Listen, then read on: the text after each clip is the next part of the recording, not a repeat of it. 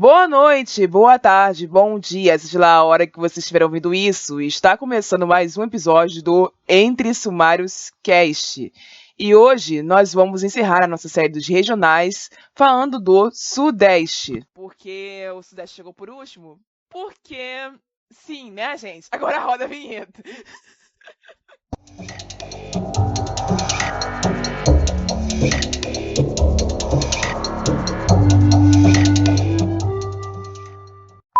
Esse podcast faz parte da iniciativa O Podcast é Delas. Saiba mais em opodcastedelas.com.br.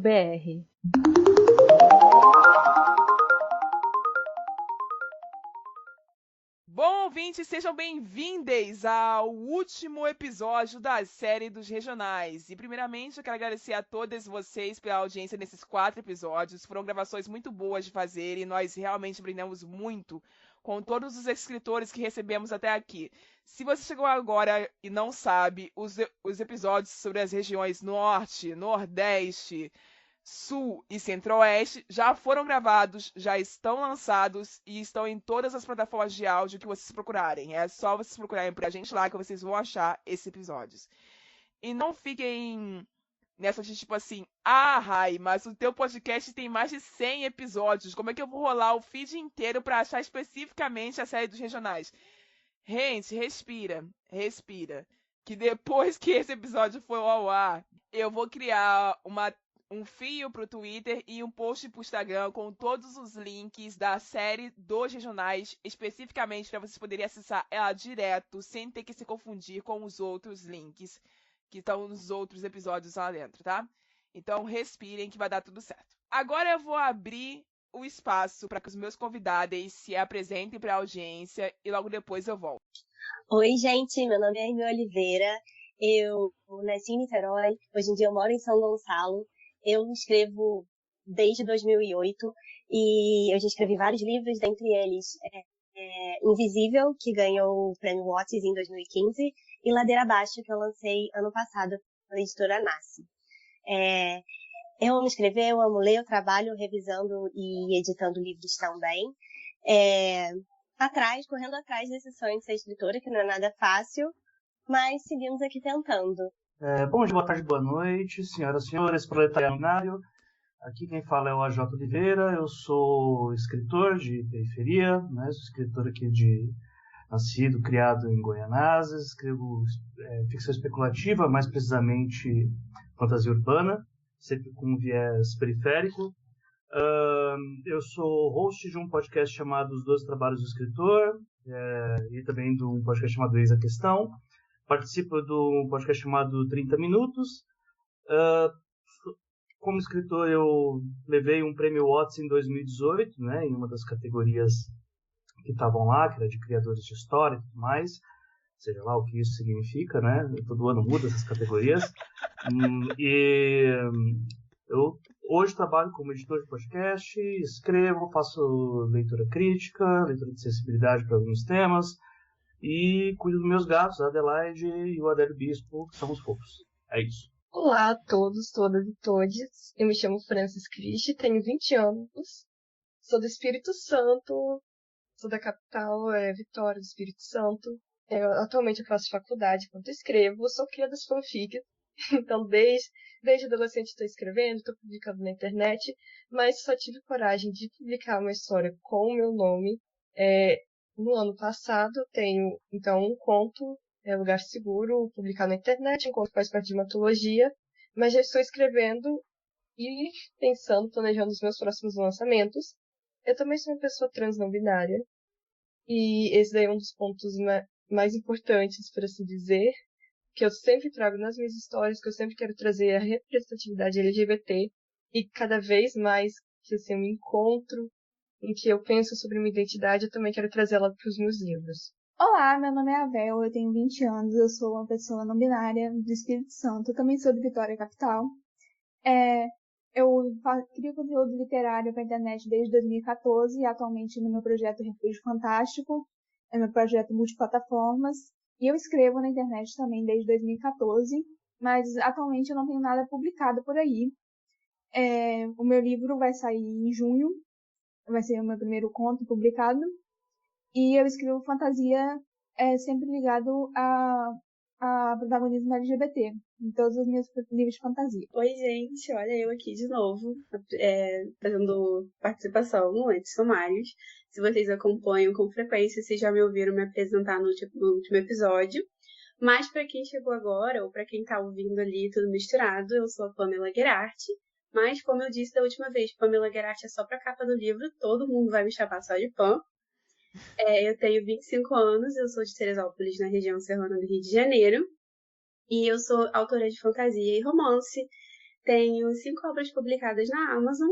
Algumas delas já possuem livro físico. E eu sou autora da série lá do Fantástico, né? Que é os livros que são mais famosos, entre aspas. E eu queria agradecer mais uma vez a Rai pelo convite de estar participando. E hoje eu tenho certeza também que vai ser tão incrível quanto foi o último. É isso, obrigada pela presença de todos vocês. Pra quem não conhece a minha voz e tá ouvindo esse episódio por causa de uma dessas pessoas que eu convidei. Oi, meu nome é Rayane, eu tenho 25 anos, eu sou da periferia do Rio de Janeiro, mais precisamente da Baixada Fluminense. Eu sou uma autora negra e eu escrevo horror, terror, suspense e fantasia, mais centralizado em negritude o tempo inteiro, porque eu não consigo fazer outra coisa.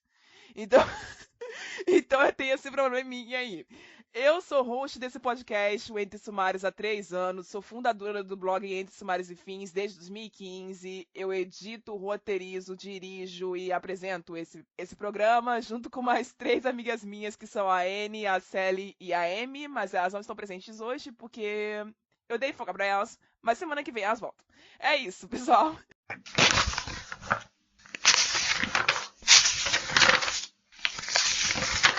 Esse é o bloco das recomendações e, como sempre, eu organizei a minha dividida entre autores clássicos e contemporâneos, mas eu deixei os meus convidados fazerem isso à moda deles. E tem de gosto, tá, pessoal? Menos o caso do Machado de Assis, porque ele é especial, então eu deixei ele por último. Então vamos lá.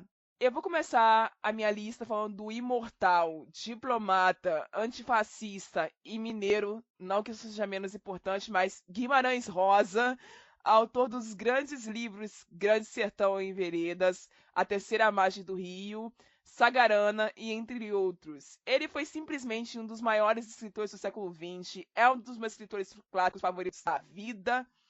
Todo mundo devia ler sobre a história desse homem, todo mundo deveria ler pelo menos um dos livros dele antes de morrer. Principalmente se vocês forem ler A Terceira Margem do Rio, porque mudou a minha vida. Sério, gente, eu fui obrigada a ler esse livro pra escola e eu nunca agradeci tanto a minha professora de gramática por ler alguma coisa. Agora um paulista de quem eu não sou muito fã, porque eu acho Macunaíma muito chato, mas eu tenho que reverenciar Mário de Andrade, que eu comecei a ler na adolescência, deixei no meio e não terminei até o dia de hoje. Além de Macunaíma, ele é autor de Aleijadinho de Álvares de Azevedo, O Emparador de Passarinhos e entre outros livros. Mário de Andrade também foi um grande poeta. Então, para citar apenas um dos livros de poesia dele, há uma gota de sangue em cada poema. E chegamos nele, o bruxo do Cosme Velho, ou o bruxo velho cósmico, como eu apelidei. O melhor escritor clássico do Brasil, um dos cariocas mais brabos que já passaram por esse Rio de Janeiro, o autor de alguns dos livros mais polêmicos da literatura, Senhor Machado de Assis. Eu não vou me alongar explicando por que eu amo esse homem, mas a literatura do mundo tinha que agradecer a existência dele. Esse cara escreveu Memórias Póstumas de Brás Cubas, Dom Casmurro, O Alienista e muitos outros. Agora eu vou direto para os contemporâneos, porque quando eu falo de Machado eu me empolgo, tá, gente? Então, bora seguir em frente. Começando com o Juan Julián, o autor da duologia Querido Ex e do conto Filho da Noite Estrelada, e recentemente do livro Viralizou, que é sobre apocalipse zumbi, funk e fofoca, e se passa aqui no Rio de Janeiro, juntamente com o autor Igor Verde. A Carol Chiovato, que é a autora dos livros Porém Bruxa, Árvore Inexplicável, e os dois são editados pela nossa parceira, a Suma, que também faz parte do grupo Companhia das Letras. Então, assim, a minha lista para por aqui, mas todos os autores que vocês acharem, porra, esqueceu desse 1 milhão aqui, relaxem que eles vão estar listados no nosso catálogo final, que vai ser postado em complemento a esse episódio. Eu passo a palavra pro convidado. Oi, eu tô aqui, assim, você falou vários que eu queria falar também, começando com Machado de Assis, porque você falou sobre ler o livro na escola, né? Não do Machado, mas, enfim, você ter que ler livros na escola também tinha, mas eu não lia, porque eu odeio que me mandem ler as coisas. Eu quero ler quando eu sinto que é o momento. Então, eu passei o ensino médio com a escola falando que você precisa ler Machado de Assis, faz no vestibular e não sei o quê. E eu não li, e eu só li quando eu cheguei na faculdade, porque eu tinha uma matéria, eu fiz moda. Tem nada a ver com literatura, mas tinha uma matéria que falava sobre as roupas na literatura. E aí eu comecei a ler muitos contos do Machado para fazer os trabalhos. E assim, como pode? Eram histórias pequenininhas, mas ele descrevia não só as roupas, mas como o mundo todo em volta dele. Nos contos eu fiquei encantada, e aí eu fui passar pros romances de fato. Então assim, só fica aqui no registro, porque eu também amo esse homem. E toda vez que eu vou Aí tem um café no centro do Rio que aparecia nos contos. E sempre que eu vou lá, eu falo, gente, Machado de Assis já tomou um café aqui, desce um cappuccino pra mim. Mas, assim, falando dos contemporâneos, como eu tô há muito tempo no mercado, o meu primeiro livro foi lançado em 2014, eu tive a oportunidade de conhecer muita gente, ler muita gente, principalmente aqui do Sudeste, porque eu só vou até passagens de ônibus, né? Não tinha dinheiro pra comprar passagens de avião, então o máximo que eu cheguei foi a Minas Gerais. E vou começar então com Minas, que eu queria recomendar a Lavínia Rocha. Eu acho assim, a escrita dela maravilhosa. Eu tive a honra de ter um livro de contos publicado com ela. Então, assim, fica aqui a minha recomendação. Do Espírito Santo, eu gosto muito da escrita da Bruna Seotto. Ela também escrevia no Wattpad, sim. Junto comigo, na verdade, ela começou, a gente se conheceu porque ela lia minhas webnovelas no Orkut, que foi onde eu comecei a escrever, e ela pediu para eu escrever um livro com a história que ela queria, assim. Eu falei, mas por que você não escreve? Ninguém vai escrever essa história melhor do que você. E ela escreveu melhor do que ninguém.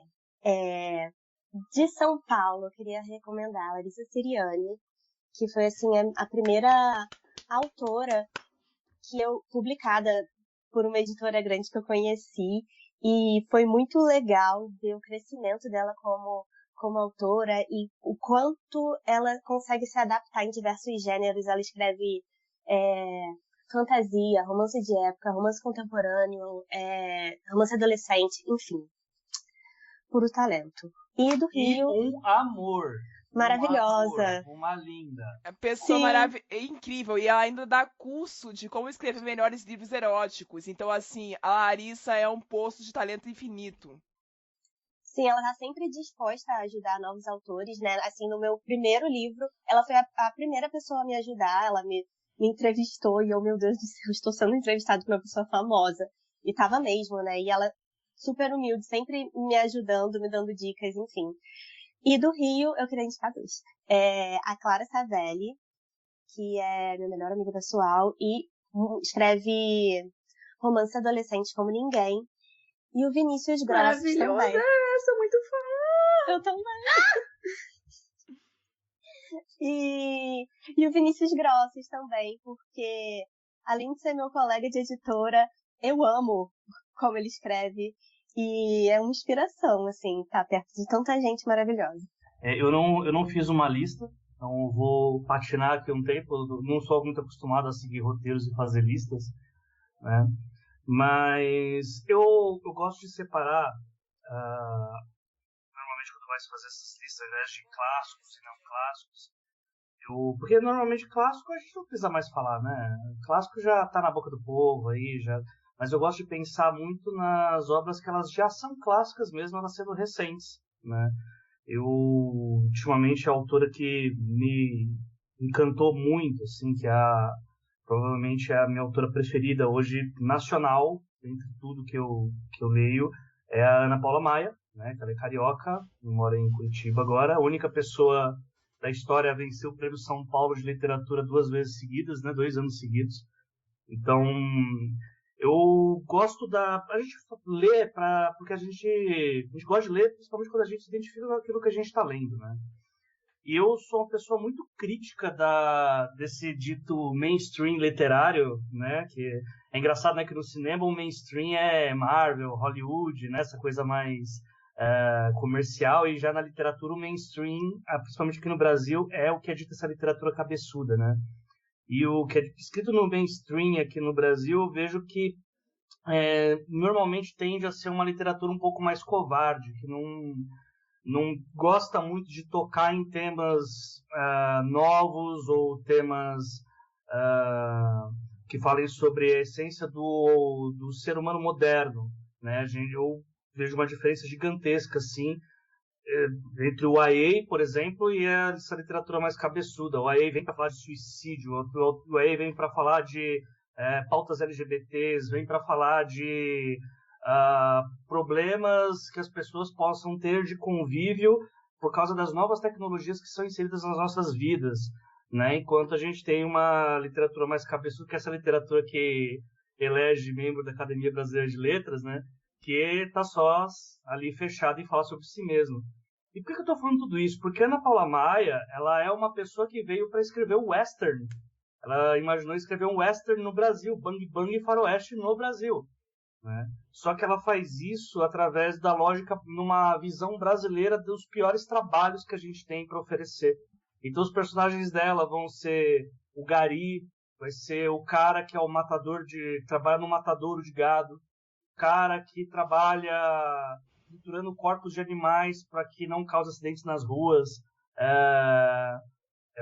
Cara, assim, são histórias que pegam o cru do que a maior parte da sociedade brasileira e traz a história dessas pessoas com uma verossimilhança porque assim, é impossível você falar, não, ela tem essas experiências. Não, eu espero que não, assim, de todo o coração, espero que ela não tenha nunca, sei lá, conhecido algum gari que achou um cadáver dentro do saco de lixo, né? Mas eu acho que é esse o tipo de literatura que eu gosto e que eu acho mais corajosa nesse meio mais mainstream, né? A Ana Paula Maia, ela é carioca, mas atualmente ela está em Curitiba, né? Mas ainda assim acho que é uma autora que é obrigatória de todo mundo ler, principalmente porque são livros pequenininhos. Aí, como eu já agora passei toda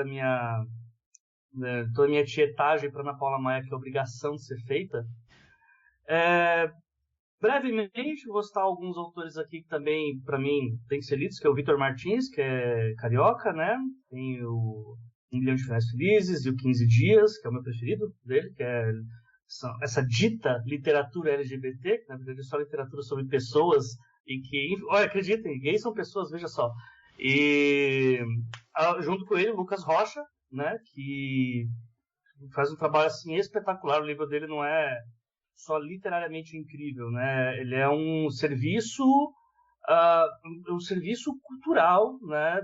Cultural e um serviço de saúde pública, né? Que é um livro que vem para falar sobre pautas LGBTs, abordando o HIV e praticamente uma propaganda gratuita aí para o SUS, né?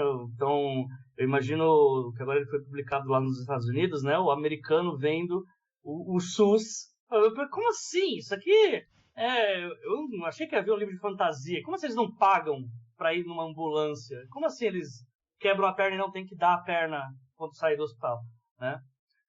Esses dois acho que são ótimas indicações. Mas como eu sou um cara da fantasia, né? Eu tenho muito assim para indicar o Jin Anotsu, de Minas, que é um dos melhores autores que a gente tem aqui no Brasil de literatura infanto-juvenil. O Jin, ele está em mais de 15 países aí pelo mundo e ele escreve uma literatura, como que eu posso dizer? Ela é uma literatura infanto-juvenil, mas que não infantiliza a criança. Nossa, mas como assim não infantiliza a criança? Eu betei o último livro dele, tive esse prazer, né, eu tive o prazer de betar o último livro dele, que é o Serviço de Entregas Monstruosas, que é um livro que vai ser um Uber de entregas para monstro, que vai ter piada com gut, vai ter piada com Ai, caramba, qual que é o nome? Assim, tem piadas com músicos da música clássica alemã pra criança. Vai ter, tipo... Cara, assim, é livro que tem referência pra criança, pra adulto, pra quem pegar.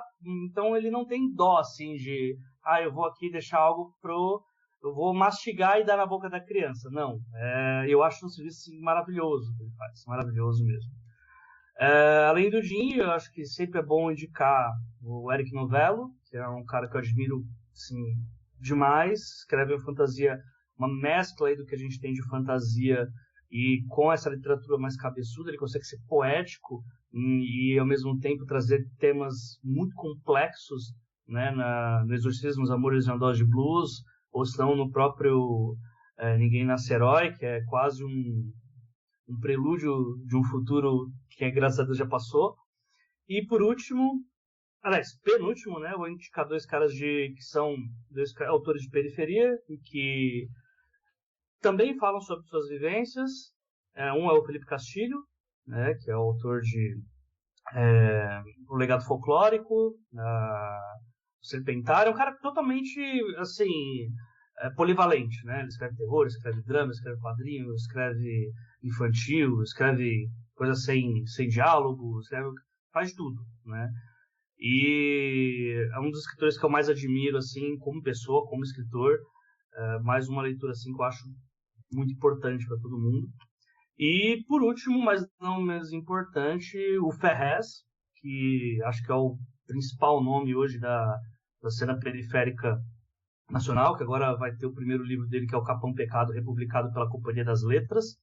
A gente está falando sobre um tema, né, que é a literatura sudestina, né, que é o tema mais fácil do mundo da gente falar, porque a gente vive num universo literário nacional que é pautado pelo dinheiro, né? Então, o local onde mais tem gente da classe média para cima é São Paulo. Logo, né, a gente vai ter aí a maioria de autores paulistas e logo depois, né, mineiros, e aí, né, é muito fácil falar sobre o Sudeste. E por isso é difícil falar sobre periferia. Porque como a gente tem um mercado que é pautado pela grana, quando você é um autor de quebrada, é muito difícil você chegar às editoras, porque você não está escrevendo onde os editores estão. Os eventos não acontecem onde a sua casa está. Você tem que pagar muitos pedágios para chegar onde você chega. Tanto é que depois de 20 anos é que o FES consegue para a Companhia das Letras. A história de bastidor é maravilhosa, eu não sei se eu posso contar, então não vou contar. Mas eu acho que a gente tem que dar muito valor para isso, principalmente depois da gente ter aquela pesquisa da UNB, né, falando sobre o perfil do escritor que há pelo menos aos 42 anos ou 36 anos é o mesmo. É sempre um homem heterossexual, de classe média alta, que mora nos principais bairros das melhores cidades, né, dos melhores estados. Né. Então, a gente tem que ovacionar muito a literatura das pessoas de quebrada, porque é a literatura que vai fugir, né, do que a gente tem, mesmo no especulativo, mesmo é o que foge. Né? A gente vê uma coisa muito parecida entre as classes médias de qualquer estado escrevendo, né? Algumas vivências são muito parecidas, né? Tipo, a gente vai ver a literatura centro-estina, não vai ser o cara que tá no Pantanal, né? A gente vai ver a literatura nordestina, não é a pessoa que tá no agrestezão. Da mesma forma que aqui em São Paulo a literatura que a gente vê é a da Faria Lima, é a dos grandes bairros, nunca é a de Goianás, do Capão, da Brasilândia. Eu acho que é importante se exaltar esses autores exatamente por causa da invisibilidade que o nosso sistema mercadológico impõe. Agora eu parei o discurso porque já falei horrores. Oi, então eu indico primeiro a L.S. Eglantine, de São Paulo. Ela é de Guarulhos, se eu não me engano, e ela tem infinitos livros. Ela tem muitos livros. E no momento ela está publicando pela Qualis o livro de romance sáfico entre duas garotas negras. E é uma recomendação que eu indico muito, todos os livros da Eglantine. De mineiro eu indico a Mariana Lucioli, que também escreve fantasia. Ela escreveu Avisos, Olhos de Lua, Entre Naipes e não lembro mais o que. E do Rio de Janeiro eu indico A Bruna Fontes, ela é de... Eu acho que ela é de Niterói, mas eu posso estar errada. Mas a Bruna Fontes eu indico. Eu conheci ela pelo Wattpad, ela começou a publicar no Wattpad também, eu descobri ela junto com a Amy, e aí junto com a Bruna Ceoto, foi descobrindo assim. E aí ela tem um momento Terceiro Tempo, ela tá publicando Síndrome do Peter Pan, A Crise do Peter Pan, eu acho o nome. E eu indico bastante os livros dela, e tem Como Viver para Sempre também, que sai pela Se Liga. A Se Liga é muito legal, é uma editora muito legal para isso. E Espírito Santo, eu indico, vou fazer 2 indicações para o meu estado. Eu indico Raíssa Selvatice e Cora Menestrelli. Queria dizer que eu gostei muito das recomendações feitas anteriormente. Algumas eu já conhecia, outras eu não conhecia, mas achei bem interessante. E queria dizer que me sinto roubada aqui, porque eu ia justamente falar do Felipe Castilho. Eu acho que assim, foi de certa forma um marco na minha leitura. Porque, não que eu não conhecesse outros escritores brasileiros, não lesse outros livros nacionais, mas Ordem Vermelha, eu lembro que assim, eu acho que eu tava... Nossa, eu nem lembro mais agora, na verdade. Eu tava no shopping, acho que tinha uma daquelas feirinhas do livro, e aí eu encontrei Ordem Vermelha e eu descobri que o autor era brasileiro e fiquei, uau, que incrível, autores brasileiros! E eu comprei, e isso aí acho que é uma das divisórias assim, de quando eu me toquei. Olha só, existe literatura brasileira, além das fanfics, além daquilo que eu e minhas amigas escrevíamos. E daí também se mescla muito com o que o AJ falou sobre a questão de que, existem polos culturais dentro do Brasil, no Rio, em São Paulo, mas indo muito além. Existem interesses diferentes das editoras, até mesmo do público geral, no tipo de conteúdo que eles vão consumir, e eles nunca vão estar nas periferias, como a Jota falou, mas também eles dificilmente vão estar no interior. E eu comecei a sentir isso um pouco no Espírito Santo. Não para dizer que o Espírito Santo do Sudeste, então eu nem quero tentar comparar com outras regiões, eu sei que ainda existe um privilégio. Mas sempre lembrando que o Espírito Santo é a região, é o estado esquecido do Sudeste. Muita gente esquece do Sudeste, inclusive. Nem me fala. Eu não vou falar agora, mas o Espírito Santo foi historicamente isolado, tipo, geograficamente isolaram ele. Uma longa história. Mas enfim, gente, não é à toa. E aí, com isso, eu queria trazer aqui indicações. Primeiro, indicações capixabas. Um autor que é muito famoso, eu descobri recentemente que ele é capixaba, é o Volpe, Stefano Volpe, que publicou Homens Pretos Não Choram.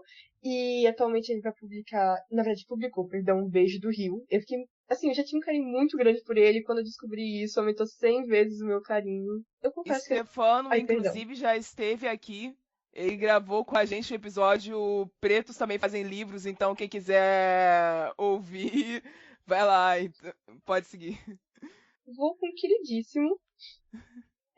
Outros autores capixabas, inclusive, eu tava pensando, nossa, eu quero levar autores clássicos capixabas, só que, gente, quem? Sabe, você não acha? Não tem, eu quase não acho livros que se passam no Espírito Santo de antigamente. A maior parte dos autores capixabas que eu conheço são, de novo, ou amigos, ou então pessoas que encontrei na internet e acabei fazendo amizade. A Vel é um caso. Então, por isso eu queria deixar aqui o nome também, além da Vel, falar do Talo Pedrosa e da Marina Rezende, que eu encontrei recentemente nas redes sociais. Ambos são capixabas. Marina Rezende, no caso, ela publica uma fantasia. Ela publica fantasia, e o Talo Pedrosa, ele publica livros de romance e de terror. São autores bem interessantes, bem diferentes. Deixo aí a recomendação para vocês. E mais 2 autores nacionais, eles são independentes.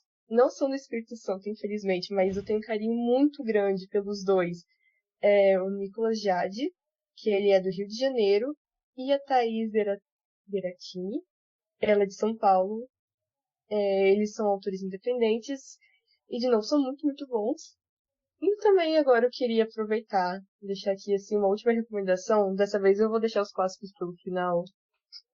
Eu ia falar primeiro também, mas aí falaram muitas coisas, eu fiquei, não, gente, não dá pra começar com os clássicos.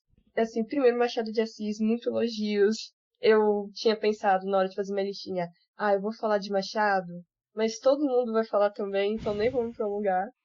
E eu queria aqui comentar sobre 2 livros que me marcaram muito. E nisso daí eu me identifiquei com a Aimee, que tava falando que não gosta que obriguem a ler as coisas, e a Rayane também, que falou sobre livro que passaram na escola. E aí tem 2 livros que eu li por conta do vestibular, que é Terra Sonâmbula, do Mia Couto. Ele não vale muito, porque ele não é brasileiro, mas eu achei muito importante falar que eu amo Terra Sonâmbula. Esse livro mudou minha vida, mudou minha forma de escrever. E Tava Angústia demorando do pra alguém Graciliano começar a Ramos. roubar, tá vendo? Já começaram a roubar, já. Ai, mas o Mia Couto, ele é maravilhoso. E também Angústia de Graciliano Ramos. Eu gosto muito da perspectiva que Graciliano usa em Angústia. Não sei se vocês conhecem, se vocês já leram. Vale muito a pena conhecer. E acho que, por fim, algo que eu me identifiquei muito é justamente pela forma como ele traz o próprio sentimento de angústia, o próprio sentimento de ansiedade. E aí, retomando um pouquinho o que o AJ falou, ele tá falando um pouco sobre a literatura mainstream, essa ideia de literatura mainstream, essa literatura cabeçuda, ao mesmo tempo que eu também sinto, assim, vindo agora da escrita independente nestes últimos anos, eu acho que existem livros, obviamente, assim, que vão ser mais julgados, que vão ser mais consumidos, ou sabe, típicos livros best-sellers, por assim dizer, e pelo menos pra mim, eu estava nessa época descobrindo o mercado literário, quando eu li Angústia, foi algo do tipo, meu Deus, é o tipo de livro que eu não costumo ver.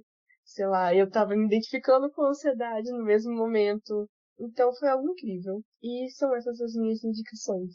Eu tô até com medo, porque assim, eu só trouxe autor contemporâneo, gente. Pode me jogar na cruz agora, pode me cancelar. Eu tenho um sério problema com autores clássicos. Eu juro que eu já tentei, mas não rolou. Então, gente, me perdoa, tá? De verdade. Mas eu só trouxe aqui autores contemporâneos e basicamente todo mundo independente. E como eu disse antes, no iniciozinho, a Minas Gerais tomou conta de toda a minha lista. Gente, eu trouxe muita gente, mas eu juro que eu vou dar um contexto para vocês, tá? Eu vou mencionar aqui vários autores que são autores iniciantes. E agora eu vou falar um pouco em códigos. Então, ouvintes e galera que tá aqui comigo hoje, prestem atenção porque a gente não pode sofrer processo, né, Rai? Então, Tá. Entendi. Eu não posso. A Rai já se ligou. Eu não posso aqui jogar nomes, né? Mas vocês vão saber do que eu tô falando. Quando eu citar o dito livro, eu vou dar o contexto pra vocês e vocês vão entender tudinho. Eu já pensei aqui num monólogo que todo mundo ia entender e eu não ia precisar citar o nome de ninguém. Tá bom, vai. Vou começar pelo Rio de Janeiro. E o primeiro autor que eu vou indicar pra vocês é o Lucien Gilbert. Ele é autor de Contos Distantes, que é um livro de contos que vai introduzir ao mundo fantástico dele. É genial, assim, a escrita do Lucien, eu não tenho nem palavras para descrever o quanto ele é genial em tudo, até falando, gente, se ele mandar um áudio para vocês, você senta e ouve o áudio dele, assim, alcançando o céu, porque são palavras maravilhosas, muito bem colocadas, ele tem uma didática incrível, tudo que ele fala, eu falo assim, Lucien, eu quero ser igual você um dia quando eu crescer. E ele é autor de Contos Distantes e ele também é autor que está presente na antologia Canto Selvagem. Agora vamos ao contexto. Canto Selvagem inicialmente seria uma antologia publicada por uma nova editora que surgiu no Twitter, que tinha o nome de Monarca. Então por aí vocês já vão entender. Essa editora tinha o nome de Monarca e a CEO, a editora-chefe dessa editora, estava responsável ali pelo processo editorial. Eu era uma autora que ia sair nessa antologia também. E ela ficou responsável por cuidar de tudo. Porém, esta mesma autora foi envolvida em uma polêmica muito grande, uma treta muito grande, que assim virou lenda urbana no book Twitter, porque foram passados passado através dela coisas que você poderia roubar mas acabando que teve um problema muito longo aí, todo mundo sabe, né? A gente já falou sobre isso por aqui, todo mundo vai identificar qual foi o episódio. Sabe. Então, só para dar um contexto, ela estava responsável por publicar a antologia Conto Selvagem, só que depois que explodiu essa treta lá, né, de tudo, a gente resolveu se desvincular tanto da editora com o nome de Monarca, quanto da autora que estava envolvida lá em toda a treta, e a gente resolveu se desvincular e lançar essa antologia 100% independente, 100% sozinhos. Na época eu estava ocupada com o processo de publicação e eu não pude escrever um texto para estar na antologia como autora, mas eu diagramei o livro, então eu participei de uma forma direta ou não direta, enfim, eu tô lá de alguma forma, gente. Então, o primeiro autor é o Sam Gilbert, ele tá presente, ele é autor de Contos Distantes e está presente na antologia Canto Selvagem também. A segunda autora é a Tris Agarna, ela é autora de A Compra de Natal e Minha Namorada é uma Bruxa. E eu não poderia deixar de falar da Clara Savelli, igual a Amy falou, porque, assim, sou apaixonada nela desde de Wattpad. Ela tem N livros, mas eu preciso citar As Férias da Minha Vida e Acampamento de Inverno para Músicos Nem Tão Talentosos, que, por um acaso, se passa na cidade onde eu moro, então não tinha como não falar dela. E aí, vamos agora para a minha lista de Minas Gerais. A primeira da lista de Minas Gerais é a Giovana Alves. O título dela, ela tem um título de conto, e se chama Marca da Morte, e ela também está presente na antologia Canto Selvagem. Júlia Cerqueira, que também está presente na antologia Canto Selvagem e na antologia da Cartola. Temos também o Guilherme Dutra? Isso, Guilherme Dutra, que é autor de Talvez a Vida Seja Mesmo um Conto de Fadas e De Repente Encantada, e ele também está na antologia Canto Selvagem. Laura Regiane, que todo mundo de Bookstone está aqui, gente, ó. Safia de Prata, Paradoxem, O Aclamado Belladonna, que eu preciso ler logo, mas não vou conseguir encaixar nem tão cedo na minha lista de leitura. Tem também a Gabi Guimarães, que é de Minas e é autora de Sob a Neve Ardente, que eu preciso ler também urgentemente. Está na minha TBR do mês que vem, de maio, e não vou conseguir ler esse livro antes da minha assinatura do Kindle Unlimited acabar. E aí agora partindo para São Paulo. De São Paulo eu vou indicar a Cris Matei. Ela é autora de A Guarda Real. A Guarda Real foi publicada inicialmente no Wattpad. E, se eu não estou enganada, foi um conto escrito para um desafio de contos do perfil Realiza BR, né? Que o Wattpad ele era cheio desses romance BR, fantasia BR, Realiza BR. E a Cris participou desse processo de conto, desse concurso de contos. Eu não sei se ela ganhou em algum lugar nesse concurso, mas esse livro, A Guarda Real, foi escrito para um desafio de contos desse perfil. Ainda de São Paulo, tem o João Vanoli, que é autor de Mundo Paralelo, O Despertar. Tem a Maria Pazin, que também está presente na antologia Canto Selvagem. Anitta Seneme, também presente na antologia Canto Selvagem. E tem a Carolina Munhoz. A Carolina Munhoz, ela é autora de vários livros, assim, publicados. Se eu não me engano, ela publicou com a Intrínseca ou foi com a Rocco? Foi com a Rocco, né? Isso aí. E ela é autora de O Reino das Vozes que Não Se Calam, em parceria com a Sofia Abraão. Mas os livros que eu sou mais apaixonada os livros dela, nos quais eu sou mais apaixonada, é o Trindade Leprechal, que é uma trilogia, Por um Toque de Ouro, Por um Toque de Sorte, Por um Toque de Magia. E ela também é autora dessa série nova que estreou na Netflix. Não é nova, na verdade, é a segunda temporada, Cidade Invisível. Assim, eu assisti a primeira temporada, genial, fantástica, folclorezão ali, raiz, tudo que a gente sempre quis, nunca teve. Entregaram pra gente nessa série, pelo menos eu acho. E agora do Espírito Santo, alguém falou, mas não lembro quem foi, eu trouxe a Cora Menestrelli, que é autora de Metanoia e também de Como Não Ter um Encontro, né, que saiu pela Qualis. E foram todos esses. Boa! Francis recomendou o Stefano. Então, só para complementar a recomendação dela, está em pré-venda Nunca Vi a Chuva pela Galera Record, cheio de brindes. Então, assim, eu não vou falar mais nada, tá? Vocês vão no Instagram do homem e vejam os brindes, a qualidade dos negócios e comprem esse livro. É isso.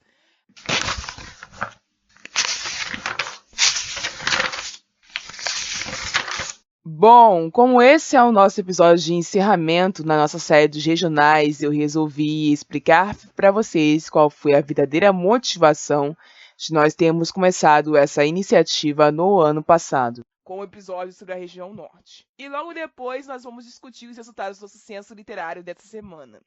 A iniciativa dessa série foi motivada pela pesquisa da autora Laís Lacê, que demarcava os estados, cidades e editoras e agências literárias de autores espalhados pelo Brasil, além de demarcar outros recortes específicos que definiam quais eram os perfis dos autores registrados aqui nesse país. Essa pesquisa aconteceu e foi divulgada em 2021, lá no Twitter, e a leitura dessa pesquisa foi um verdadeiro bombardeio para o mercado editorial presente nas redes. E uma das várias movimentações que surgiram foi justamente essa minha ideia de tentar juntar autores de todo o Brasil em uma série de 3 ou mais episódios. E aí, Rayane, deu certo? Deu certo pra caramba! E eu espero que os ouvintes desses 4 episódios agora tenham listas enormes para ler durante o resto do ano, durante o resto das vidas que eles vão ter daqui pra frente, porque é muita gente que a gente recomenda em cada episódio. Então, assim, valeu muito a pena começar essa iniciativa. Vão pro resultado do Censo Literário do Sudeste, que, assim, me surpreendeu um pouquinho em alguns pontos. Vamos ver o porquê.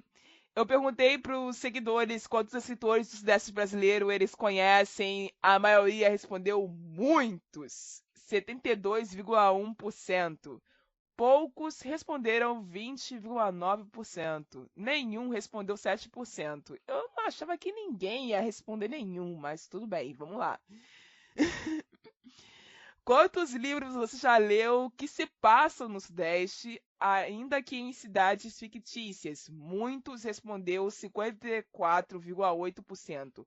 Poucos responderam 33,3%, nenhum 11,9%. Se você vive no Sudeste, quantos autores do seu estado você já leu? 62,9% responderam muitos, 28,6% poucos e nenhum 8,6%.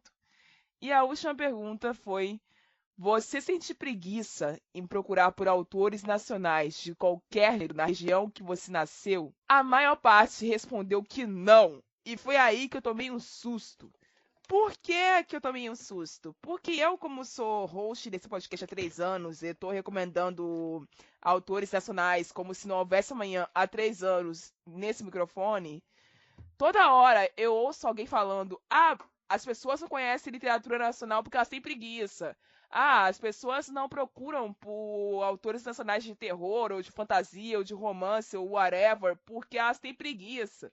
Ué, gente, é impressão minha ou esse pessoal que tava falando da preguiça tá errado? Assim, porque um disse que era preguiçoso, acharam que era universal o coro dos preguiçosos. Porque se a maioria me disse não, eu vou acreditar no que a maioria disse. Então é sinal de que o meu trabalho está sendo bem feito e que o trabalho de outros influenciadores digitais de literatura também está sendo bem feito, que estão centralizados ou que falam na maior parte do tempo de literatura nacional, independente ou não. Porque é uma jornada muito complicada para nós recomendarmos autores nacionais, sejam eles indies ou não, principalmente os indies nesse caso. Porque sem o apoio de uma editora por trás, fica muito mais difícil você fazer marketing para o seu livro. Sem o apoio de uma editora por trás, fica muito mais difícil você bancar a preparação que o seu livro precisa para chegar na Amazon. Sem uma editora por trás, fica mais difícil ainda bancar a preparação que o seu livro físico precisa ter para chegar na Amazon ou em qualquer outra loja online. Então, assim, são coisas que são direcionamentos que pessoas tomam quando vão recomendar esses autores, porque a gente se importa com esse tipo de literatura e quer que mais pessoas conheçam. Porque se fosse só por, tipo, é bom e é fácil de achar. Não, não é. Cada um tem que fazer o seu esforço. E a gente volta para falar do negócio que o AJ começou a dizer lá no bloco anterior. Autores de periferia são os maiores atingidos por esse problema. Porque os autores de periferia não são vistos. Eles fazem parte do eixo Rio-São Paulo, geograficamente falando, eles fazem parte do eixo Rio-São Paulo. Porém, fazer parte do eixo Rio-São Paulo não te classifica como atingido principalmente pelas coisas que acontecem dentro da capital, Zona Sul, Zona Norte. Porque essas classes altas, essas classes média altas, não somos nós. Às vezes o escritor de periferia não consegue atingir o leitor de periferia. Porque a forma como ele disponibiliza o livro dele vai para um lugar onde a pessoa que mora na periferia e tem acesso à literatura não tem acesso ao site específico, não tem acesso ao aparelho específico que possibilite ele a ler um autor de periferia. Então, é muito mais complicado você falar assim, porque o eixo Rio-São Paulo é essa manifestação assustadora que rouba os empregos de todo mundo. Que rouba as vantagens de todo mundo. Esse eixo Rio-São Paulo que vocês vivem não é o eixo que vocês veem, não é o eixo Rio-São Paulo que eu vivo. Não é o eixo Rio-São Paulo que eu presencio, não é o eixo Rio-São Paulo que eu leio. Nós estamos aqui com uma autora de Niterói, gente. Niterói, o outro lado da ponte, a vida é diferente. A vida é outros 500 lá, entendeu? Então, assim, a gente precisa pegar uma barca. Pra quem não entende o que é Rio de Janeiro, eu vou explicar a vocês o que é Rio de Janeiro durante 2 minutos. Por favor. Eu acho interessante que os únicos locais que eu conheço que existe essa linha de eu vou pegar uma barca são o interior do Rio e o pessoal do norte. Eu nunca vi ninguém de outro estado ir com esse rolê de eu vou pegar a barca. A não ser o pior você. Cantando. O pior é eu perdi a barca. Perdi a barca. Agora só daqui 2 horas. Exatamente. A barca tem horário pra passar. Se você perdeu a barca, já era, irmão. Já era. Eu acho que perder a barca deve ser bem mais doloroso, então, do que perder um simples ônibus, um mero ônibus, um mortal ônibus. É desesperador tu perder a barca, cara. E você passa assim, sim, são cenas, memórias de guerra. Ao longe, você consegue ver os X piscando, que é aquela roletas travadas. A barca já foi. Não tem mais como entrar. Não, ela é bem... É bem esse espírito, tá ligado? E tipo, Niterói, pra quem não sabe, é distante, gente. Sim. Niterói é distante. Então pra você, assim, que bom que a Aimee conseguiu essa vitória de ser publicada pela Nasci. Sim. Sabe? Que bom que outras autoras amigas minhas conseguiram ser publicadas pela Se Liga, que são de Niterói também. Então, assim, pô, é interior do Rio, mano. Não é o mesmo pessoal que é atingido pelas vantagens da Zona Sul, nem da Zona Norte. Não é o mesmo pessoal que mora na Barra, que apesar de ser Zona Oeste, é a camada rica da Zona Oeste. Tem metrô. Tem metrô. Os edifícios mais caros estão na Barra. As arenas de shows musicais internacionais e nacionais estão na Barra. É um dos bairros mais caros do Rio de Janeiro. Mas é Zona Oeste, é do lado do subúrbio, tem periferia por tudo cercando. Mas é um dos bairros mais ricos do Rio de Janeiro. Então, assim, é um negócio que vocês precisam primeiro falar assim, cara, eixo Rio-São Paulo, o que é eixo Rio-São Paulo? Antes de vocês começarem a falar com essa picuinha de novo, pensa no que vocês estão falando. Eu passo a palavra. Assim, eu nasci em Niterói, vim morar em São Gonçalo, quer dizer, passei a minha vida inteira morando em São Gonçalo, fui morar em Niterói e esse mês eu voltei para São Gonçalo. Então, assim, e sempre trabalhei e estudei no Rio. Então,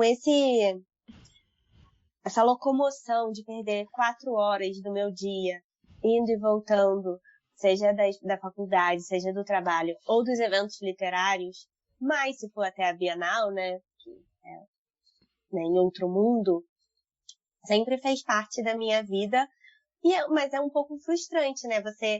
Às vezes você perde os eventos por causa de horário, de trânsito, de perder a barca, enfim.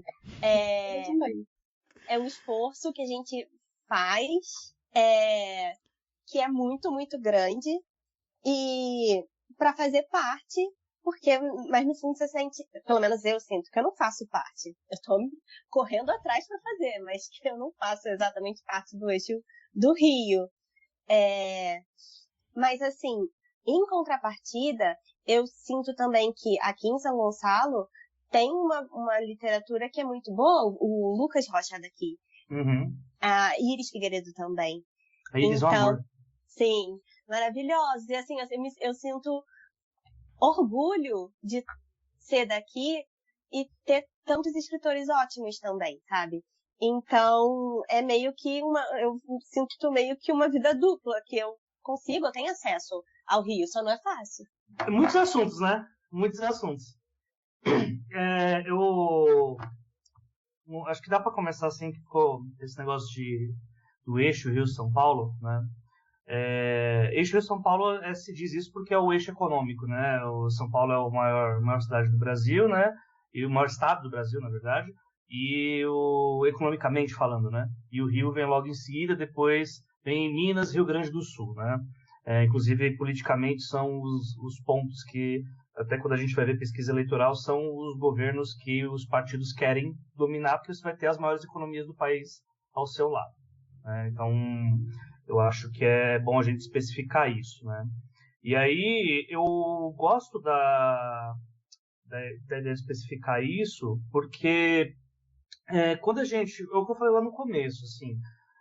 Hoje, o meio literário ele é um meio extremamente elitista, né? Ele é elitista por si só. Então, ao mesmo tempo que eu consigo entender esse questionamento que a Rayane está falando sobre essa cisma que pessoas de outros estados têm com o paulistano médio em geral, eu entendo porque é nítido que outros estados têm bem menos verba do que aqui, só que ao mesmo tempo, não dá pra... Eu gosto de brincar que tem muita gente no meu literário que acha que São Paulo é uma grande avenida paulista de 15 milhões de pessoas e que eu sou vizinho da Vera Magalhães e do Pedro Doria, né? E, tipo, é muito difícil lidar com isso, sabe? Tipo, é engraçado que, assim, eu saí poucas vezes de São Paulo, né? Quando eu fui pro Ceará, quando eu estava conversando com pessoas exatamente sobre isso, porque a cena de podcast ela é muito parecida com a cena literária, né? Os podcasts eles foram nominados primeiramente pela galera com mais grana. Você não via uma porra de um pobre você não via fazendo podcast. Por quê? Porque para você fazer podcast precisava primeiro ter computador, segundo ter internet de cara, terceiro ter microfone, quarto ter mesa de som, quinto ter... E aí, essas coisas são pedágios que vão sendo cobrados da gente para que a gente comece. Nossa, Jota, mas o que isso tem a ver com o meio literário? Uma vez, eu ainda tinha 12 trabalhos, eu já tinha 12 trabalhos na época. E aí eu combinei com um amigo meu, grande Kaique Pituba, que é lá da Pituba, lá, um bairro rico da Bahia. Bairro de rico mesmo, é isso, não deu outro nome. E aí a gente ia se encontrar na Comic Con Experience, né? Porque eu tinha ganho o ingresso, né? Para que eu ia participar lá com o podcast de literatura. E aí a gente combinou de se encontrar lá, né? Ali à tarde, né? De tarde para noite, na Spoiler Night. E aí eu saí de casa, eu morava entre Goianás e Tiradentes na época, que é o extremo do extremo leste de São Paulo. E ele saiu da Bahia, né? Ele saiu da Pituba. Aí corta pra mim, vou até o ponto de ônibus, fico esperando o ônibus, pego o ônibus, vou lá mais de 1h30, chego no centro de São Paulo, na Sé. Da Sé eu tenho que pegar outro ônibus, porque eu não tinha dinheiro para ir pegar o ônibus, o metrô, e aí eu não ia ter dinheiro para comer. Aí do centro de São Paulo, do Terminal Parque Dom Pedro, eu pegava outro ônibus para ir, que assim, vamos lá. Eu morava no extremo leste, você pega o ônibus para ir pro meio. Do meio você vai para um terminal que você vai pegar para ir lá pro sul. Então, o tempo de 1h30 que você leva para ir para o centro, você pega mais 1h30 para ir para o extremo sul. Eu cheguei lá atrasado, o cara saiu da Bahia, pegou o avião e chegou primeiro que eu no rolê. Por quê? Porque para a pessoa que tem grana, a distância ela é completamente diferente. A gente vive num mundo que é o acesso que faz você chegar aos locais. Então, você fala, nós temos uma literatura que ela é xenofóbica? De forma alguma. Eu defendo isso. Muita gente, eu já vi pessoas que me criticam porque eu digo isso, mas nunca vi ninguém refutar isso. Que é, a nossa literatura é xenofóbica? Não. Você pode ser de qualquer estado, desde que você tenha dinheiro. Se você tem dinheiro, você consegue pegar o avião, vir aqui e não dói no teu bolso. Você consegue pagar uma leitura crítica, leitura sensível, pagar um capista foda, pagar a campanha de marketing para estourar seu livro pelas redes sociais, fazer de tudo. E é mais fácil. Tanto você vê, tipo, você vai num evento de literatura, você vê um monte de gente de outros estados. Só que você não vê um pobre. Tipo, não, aí vai ter gente que vai chegar e vai falar, não, mas tem fulano se cantar, me cite 5. Aí já começa a ficar difícil, tá ligado? Mesmo se eu não for falar sobre estados, em São Paulo mesmo, eu morava entre Guaianazes e Tiradentes, né? Pra quem não sabe, Tiradentes é o bairro com a menor expectativa de vida do Brasil, né? De 57 anos. Não está no Agreste, não está no Pantanal, não está... É em São Paulo, Tiradentes. Inclusive, tem várias matérias do Intercept que falam sobre Tiradentes, inclusive a cidade das pessoas que não tem menos dentes também no Brasil inteiro.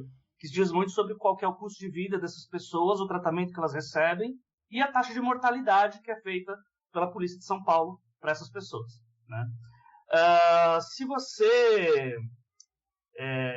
para você sair do que o Racionais fala que é da ponte para lá, para você chegar no centro, é muito difícil.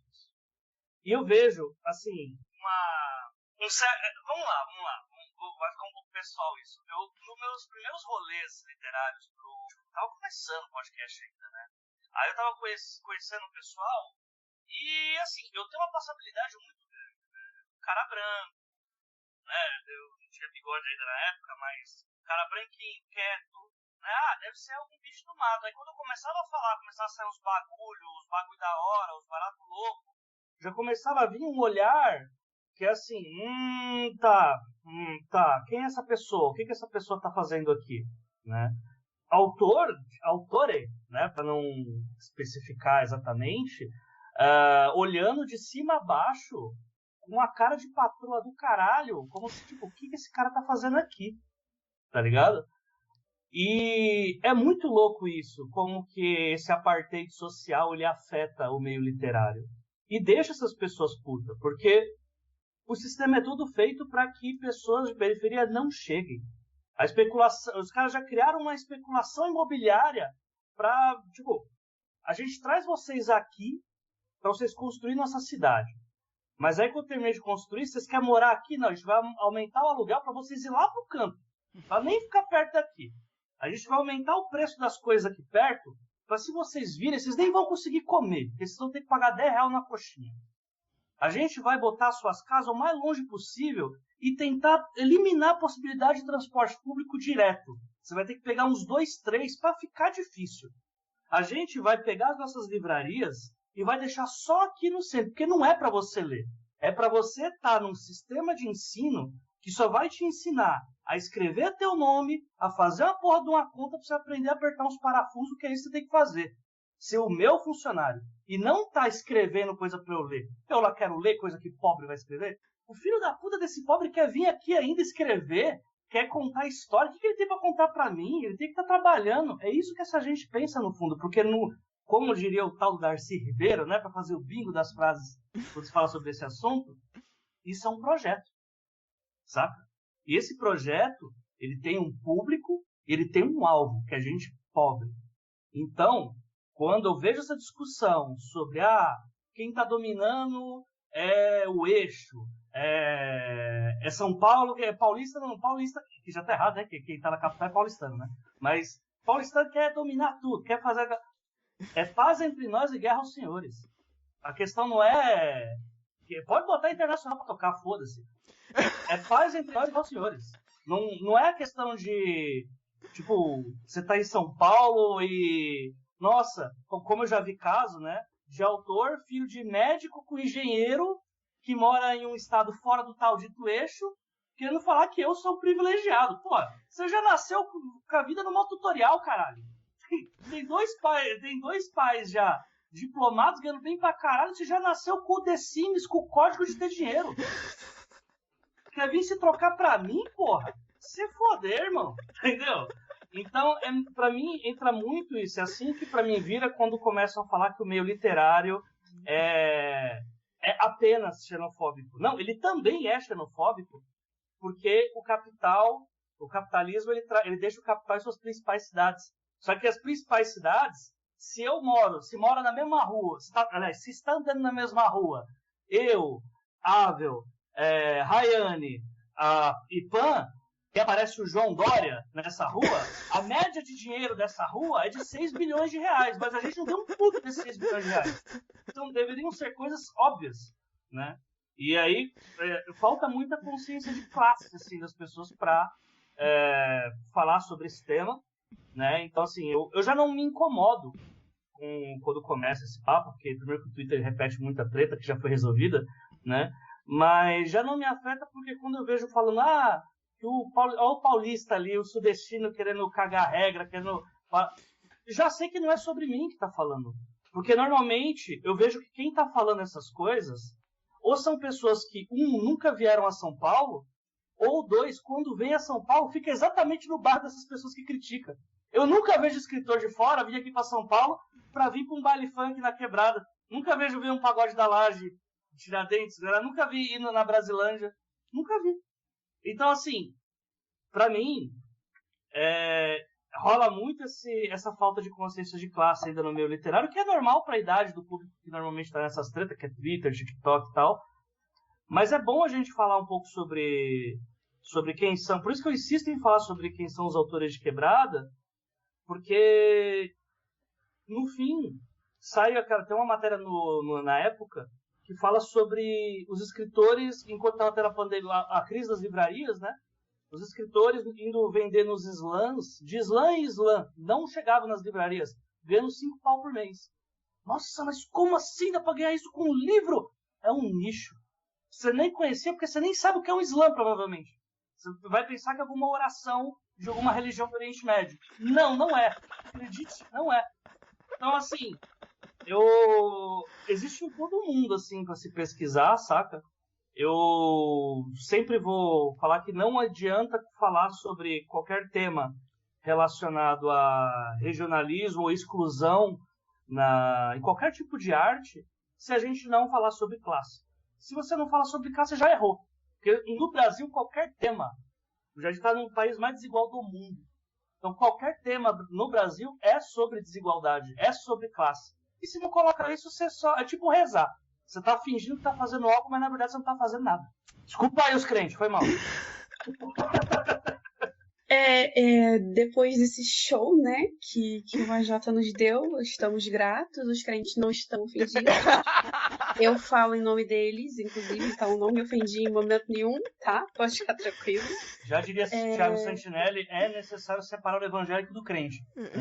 Exatamente, falou tudo, muito obrigada. Eu só queria acrescentar, hoje eu tive numa escola do Rio e eu fui dar uma palestra para as turmas de ensino médio e para um 9º ano. E é só um complemento que eu queria fazer com o quanto que não estar na capital é difícil pra gente, né? Não estar perto ali de onde acontecem as coisas é difícil. E eu tinha que estar lá, acho que estava marcado para 11 horas. Eu peguei um ônibus 7 horas da manhã aqui em Teresópolis. E eu cheguei na escola, já eram quase meio-dia. Então, assim, são 2 horas daqui de Terê até, por exemplo, Rio Centro, que é onde acontece a Bienal, ou até o bairro da escola onde eu fui hoje. Isso se você tiver muita sorte e você não pegar um trânsitozinho. Então, acabou que eu peguei muito trânsito e eu cheguei mega atrasada, mas deu tudo certo no final. E o quanto isso prejudica a gente, seja para eventos ou seja para alguma outra coisa, sabe? E assim, a Bienal vai estar aí em setembro, vão ser 10 dias de Bienal e provavelmente eu só vou poder ir em um, porque assim, é uma distância enorme. E aí você fala, vai de ônibus, tá, eu poderia ir de ônibus, mas aí entra passagem de ida, passagem de volta, ou se eu quiser ficar na casa de alguém, ou eu vou ter que alugar Eu esqueci o nome. Como é que é o nome daquele... B&B. Isso, vou ter que alugar um desse, ou vou Eu ter ia que ficar falar no barca, hotel. eu tô totalmente sufocado na barca. Traumatizada com a barca, eu também fiquei um pouco. Então, às vezes, é exatamente isso que a gente tá conversando, né? Às vezes as pessoas olham pra cá e pensam assim, cara, você é do Sudeste, cala sua boca, o que você tá falando?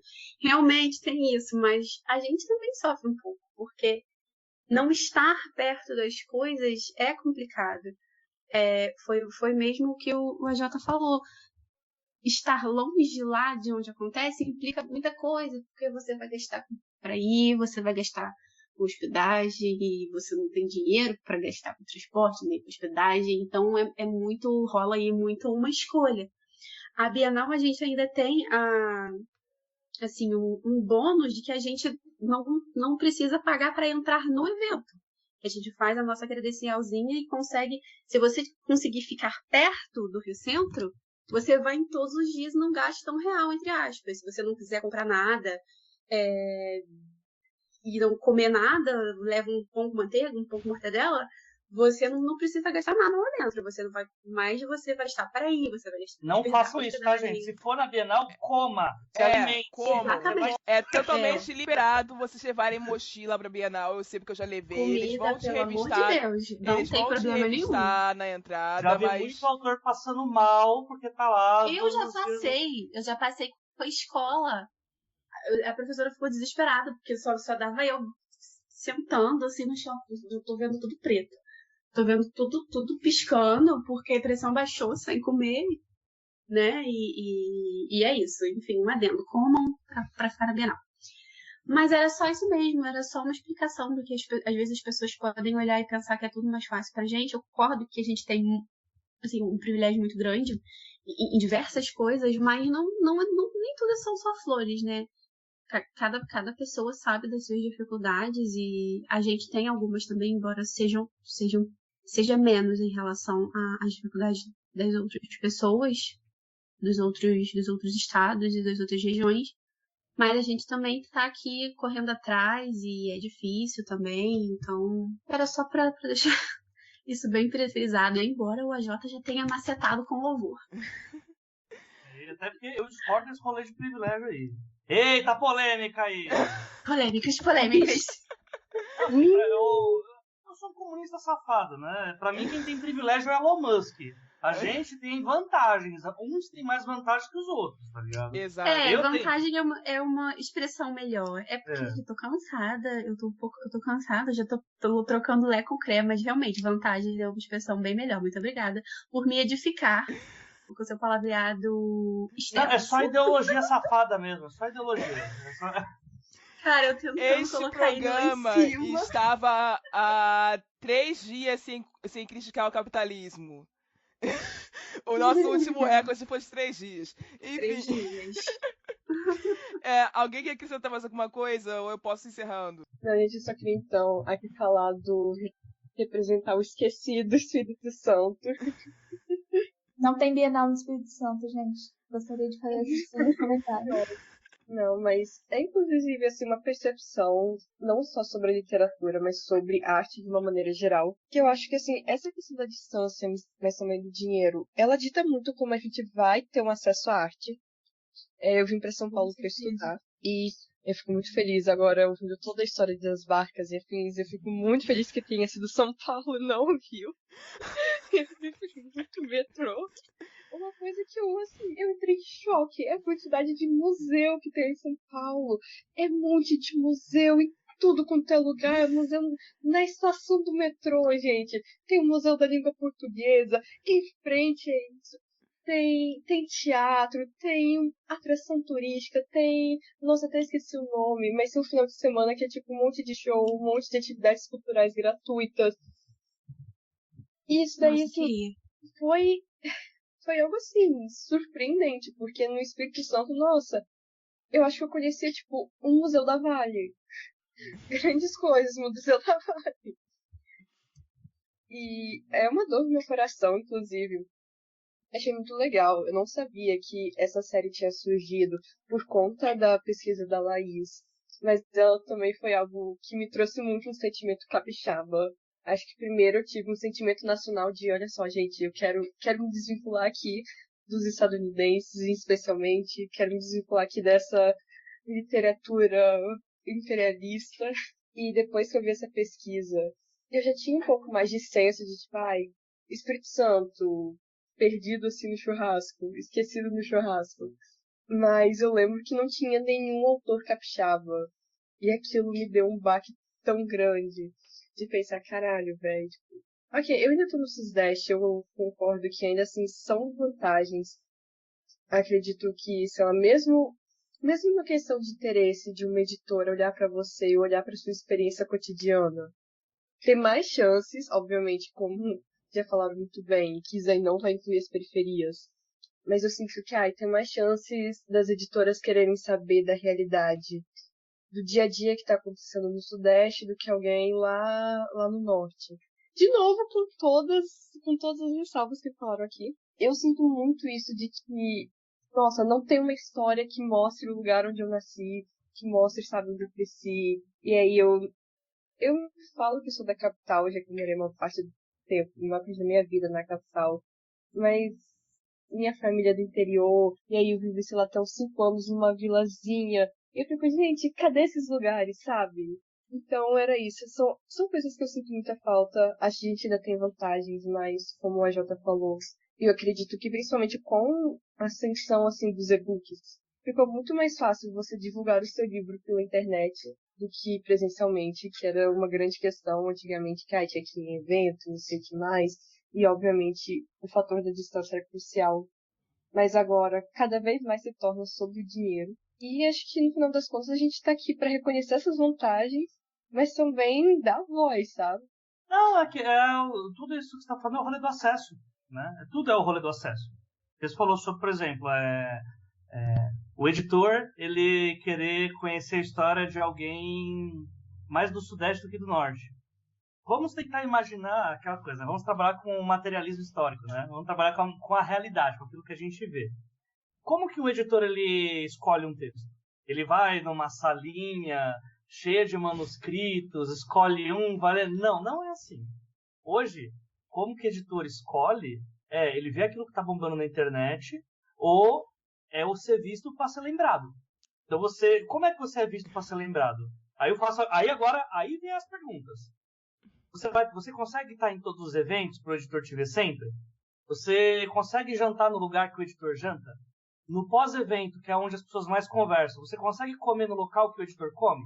Se você está aqui em São Paulo, se você vai fazer um rolê na Avenida Paulista e você vai ter que comer lá depois do evento para conseguir confraternizar com as outras pessoas, eu passei por isso. Vamos ali na pizzaria ali que é baratinha.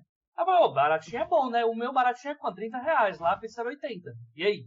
E aí, tipo, você trabalha para ganhar um salário mínimo. Aquele evento é o evento que você vai uma vez. Aí chega no final do evento, o pessoal, quando é o próximo evento? Daqui a 3 semanas. Vocês vão? Você fica, meu Deus, eu não tenho dinheiro. Como que eu vou fazer para ir? Aí você não vai. Tá ligado?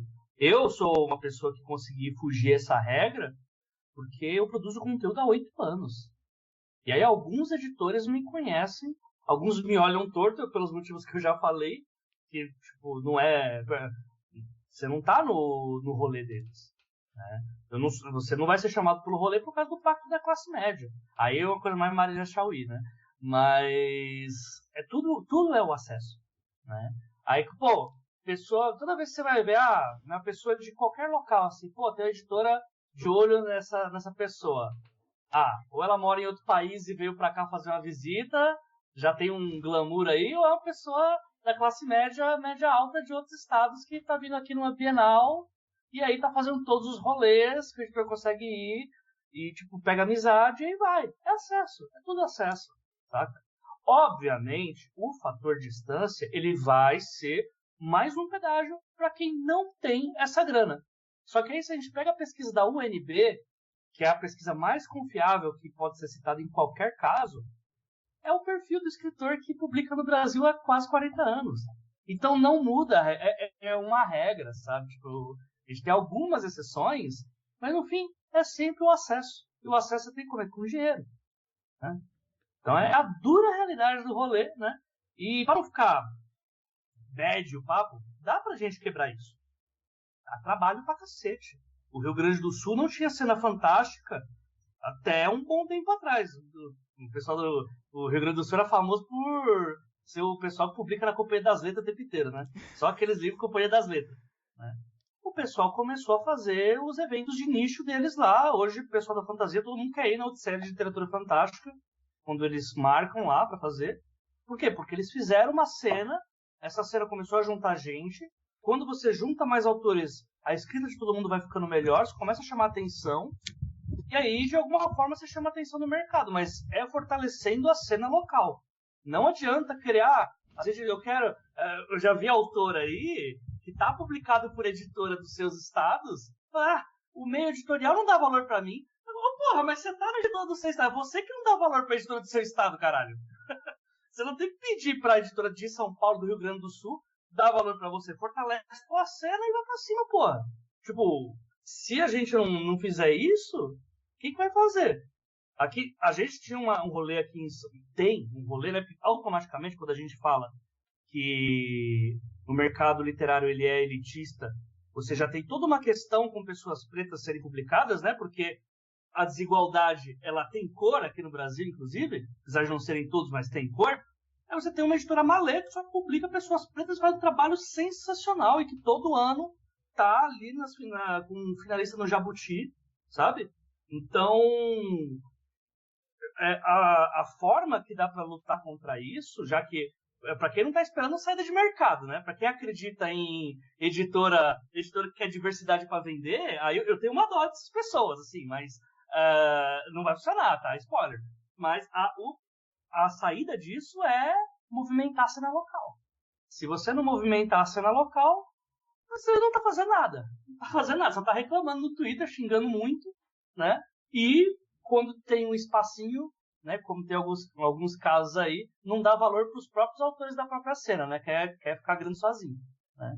Então tem N assuntos aí, muitos assuntos, mas tem saída, dá para ir bem. A gente teve uma movimentação aí do pessoal do Nordeste, que um monte de gente agora fala dos nordestinos na literatura, né? E foi por quê? Porque eles se engajaram pra caramba por causa do que estava rolando.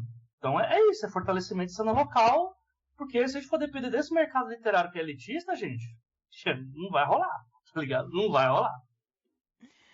É isso, pessoal. Eu não tenho mais nada a acrescentar. A gente vai encerrando por aqui. Eu espero que vocês tenham gostado da série dos regionais como um todo, mas que tenham gostado muito, principalmente desse episódio, que foi o mais, assim... edificante. O mais edificante, o mais punk de todos, depois do Nordeste, porque foi nesse nível aqui também. Então, assim... Muito obrigada pela audiência de todas, muito obrigada pela presença dos meus convidados, muito obrigada pela parceria de sempre que vocês têm comigo. E eu vejo vocês na semana que vem. Até lá, tchau! Você ouviu um programa participante da rede Podcast é Delas, uma iniciativa que fornece toda a infraestrutura necessária para mulheres hospedarem e publicarem os seus podcasts. Para fazer parte, entre em contato conosco através do site opodcastadelas.com.br ou através das nossas redes sociais, como @opodcastadelas.